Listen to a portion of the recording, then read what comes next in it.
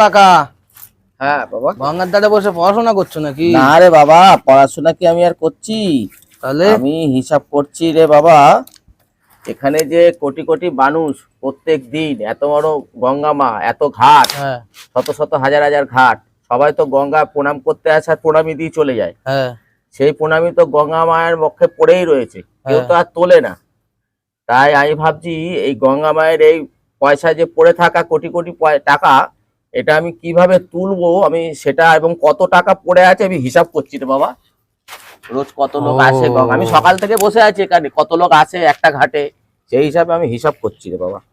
একটা কাজ করো না কাকা, হ্যাঁ বাবা।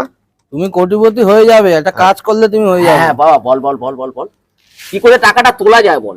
তোকে স্টেশনে আমি কিছু দেবো তোকে। আমাদের স্টেশনের ওখান থেকে হ্যাঁ হ্যাঁ একটা মালগাড়ি আছে দাঁড়িয়ে থাকে, হ্যাঁ ওটাকে নিয়ে এসে এখানে একবারে ডুবিয়ে দিয়ে নিয়ে চলে যাও।